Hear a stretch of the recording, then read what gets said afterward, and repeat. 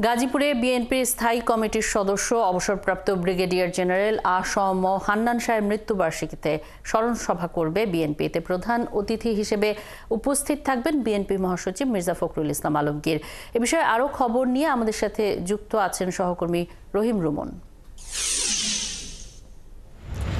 রুমন, স্মরণ সভাটি কখন শুরু হবে এবং মির্জা ফখরুল তিনি কি গাজীপুরে পৌঁছেছেন কিনা?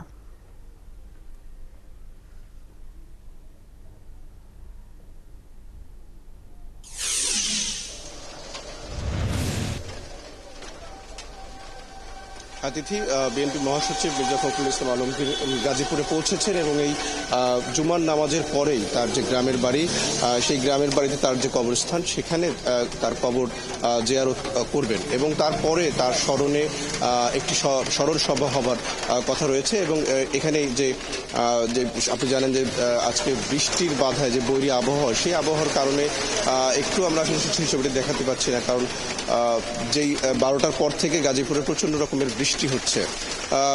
তিথি, একটু জানিয়ে রাখি যে বিএনপির স্থায়ী কমিটির যে সাবেক এই সদস্য হান্নান শাহ, তিনি কিন্তু বিএনপির খুবই ত্যাগী একজন নেতা ছিলেন।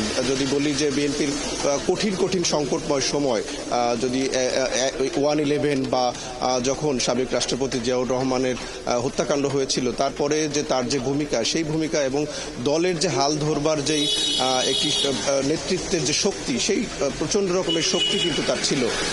একেবারেই দুর্দিনে তিনি কিন্তু বিএনপিকে নেতৃত্ব দিয়েছেন এবং বিএনপির হাল ধরেছিলেন বলা চলে। সাবেক এই সংসদ সদস্য এবং সাবেক এই মন্ত্রীর আজকে কিন্তু 8ম মৃত্যুবার্ষিকী। এই মৃত্যুবার্ষিকী উপলক্ষে কিন্তু আজকের এই যে স্মরণ সভা এবং সেই স্মরণ সভা যখন শুরু হবে, নিশ্চয়ই আমরা আবারও আপনার সাথে যুক্ত হব। সহকর্মী রহিম রুমন গাজীপুর থেকে যুক্ত ছিলেন আমাদের সঙ্গে।